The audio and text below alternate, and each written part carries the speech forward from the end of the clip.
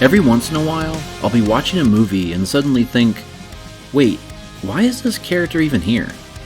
Not because they're annoying, not because they're badly written, but because if you took them out of the story, almost nothing would change. And here's the weird part. Sometimes it's not even a side character. Sometimes it's one of the most iconic characters in the entire movie. Once I started noticing this, I couldn't stop. And eventually, I realized there's a simple test that tells me whether a character actually belongs in the story. I'm Jake Winters, and once I started using this test, I started seeing stories completely differently. Here's how I think about it. Every major character should earn their place in the story. And in my experience, they usually do that in one of three ways. 1, they drive the plot. 2, they reinforce the story's themes. And 3, they deepen another important character. Those three questions also happen to line up almost perfectly with the three things every story is built on: plot, theme, and character. A great character doesn't have to do all three, but they should earn their place somehow. Let's start with Han Solo.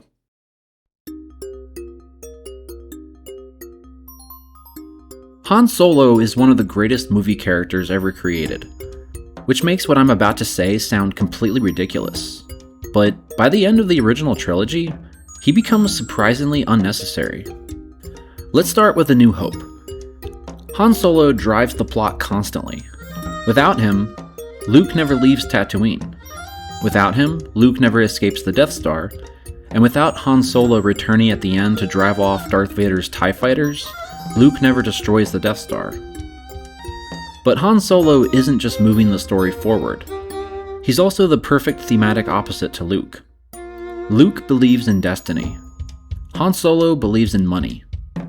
Luke wants to become a part of something bigger than himself.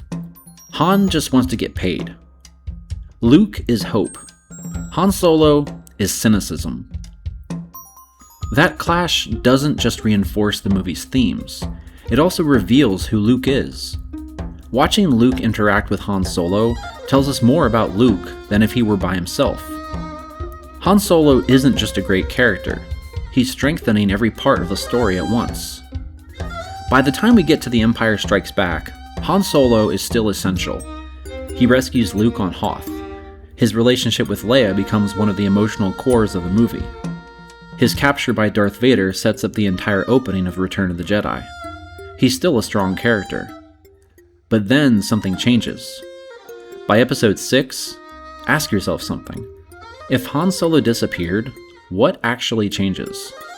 The rebels still need someone to lead the strike team on Endor. But does it specifically have to be Han Solo? That's the problem. For the first time in the trilogy, the answer is not really. Han Solo doesn't play a role in Luke's training or ultimate confrontation with Darth Vader. He doesn't reinforce the film's central theme of redemption. He doesn't significantly change another major character. He's still entertaining, he's still charismatic, but compared to episodes 4 and 5, his role has become much weaker.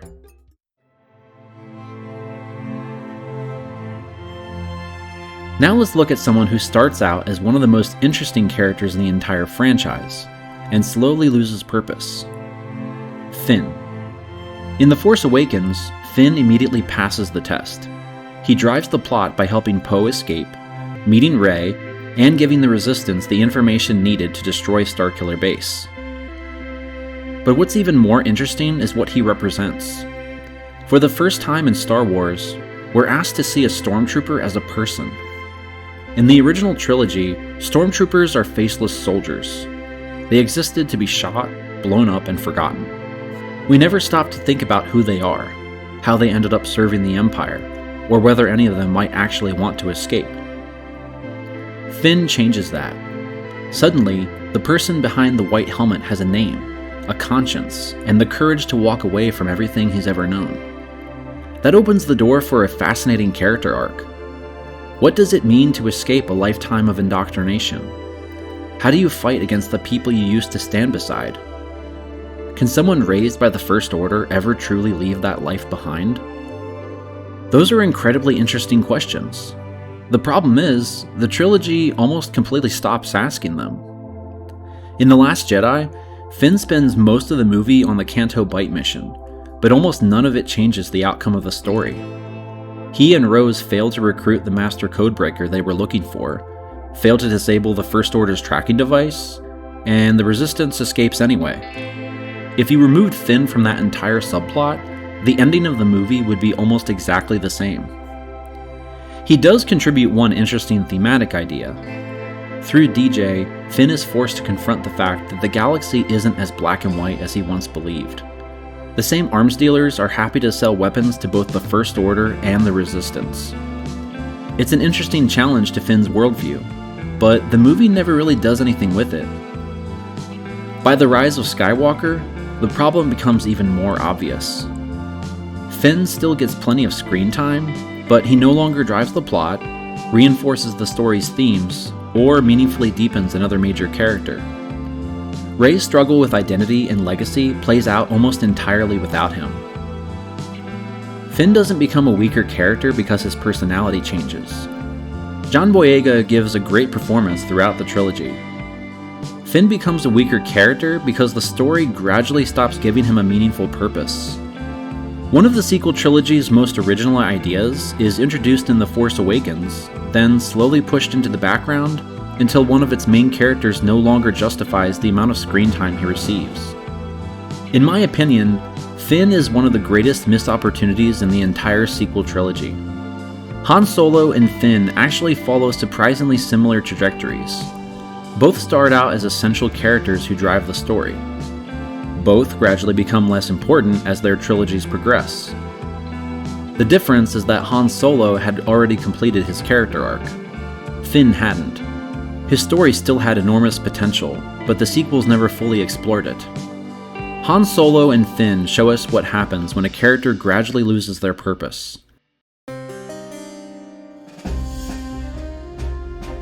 But not every great character has to drive the plot like they do. Some characters earn their place in completely different ways. For example, one of the biggest themes in The Lord of the Rings is overcoming ancient divisions. Elves, dwarves, men. They've spent generations distrusting one another, and Sauron looms as a threat to all of them. If they're going to survive, they have to put aside centuries of hatred and fight together. That's where Gimli comes in. When we first meet Gimli and Legolas, they're carrying the baggage of that history. They constantly trade insults, compete with one another, and see each other more as rivals than allies. But as the story progresses, something changes. They begin counting kills together in battle. They save each other's lives. They joke with each other. And by the end of The Return of the King, they're no longer an elf and a dwarf forced to work together. They're friends. Friends who are willing to die side by side. That relationship isn't just entertaining, it's one of the story's central themes made visible. You don't need a character to stand in front of the camera and give a speech about setting aside prejudice. You can simply show Gimli and Legolas becoming friends. The audience understands the theme without anyone explaining it. And at the same time, that friendship deepens both characters. Legolas becomes more compassionate and open-minded. Gimli becomes more trusting and less defined by old grudges. Each of them changes because of the other. So while Gimli isn't one of the main engines driving the plot, he's constantly reinforcing one of the story's biggest ideas while making another major character richer and more believable. That's more than enough to justify his place in the Fellowship.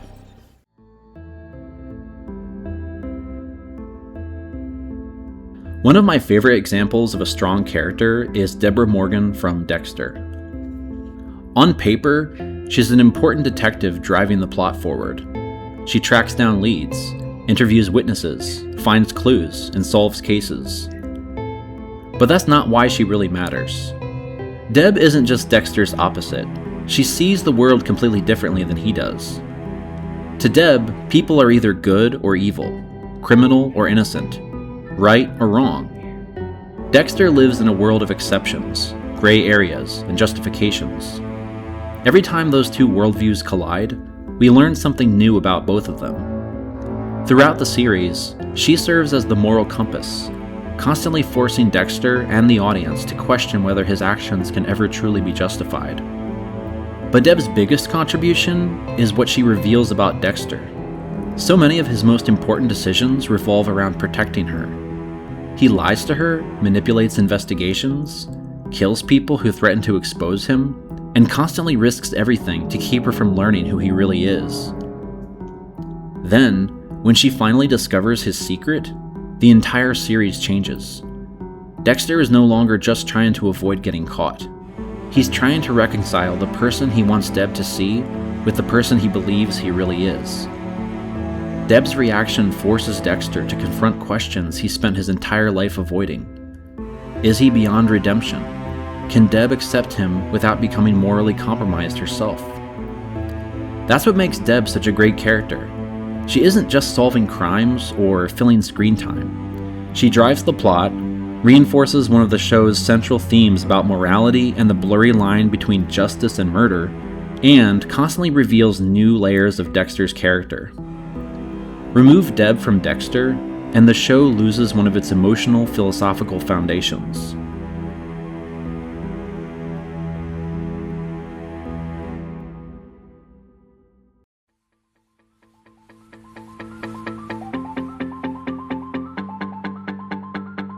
One thing I've noticed is that this doesn't just change how you write stories, it changes how you watch them. When I'm revising one of my own stories, I ask these same questions about every major character. If I can't explain why they're there, I don't immediately delete them. Sometimes I combine them with another character. Sometimes I rewrite them to give them a stronger purpose in the plot. Sometimes they really do just need to be cut. Now, one caveat. This obviously only applies to major characters. The bartender with 30 seconds of screen time doesn't need to reinforce the story's themes or drive the plot. She's there to hand someone a drink, and that's perfectly fine. But if someone gets 2 hours of screen time, they should justify it. Memorable characters aren't memorable simply because they're funny, or cool, or have great dialogue. They're memorable because the story would genuinely suffer without them. If you can remove a major character and almost nothing changes, that's usually a sign that something has gone wrong. The next time you watch a movie or TV show, try asking these 3 questions. Does this character drive the plot? Do they reinforce the story's themes? Or do they deepen another character? You might be surprised how often one simple test explains why some stories stay with us, while others are forgotten. If you enjoy videos about crime thrillers, storytelling, and writing, I'd love to have you subscribe. I post new videos every Wednesday. And let me know in the comments, what's a character you think completely fails this test? I'm really curious to see who you come up with. I'm Jake Winters, thanks for watching, and I'll see you in the next one.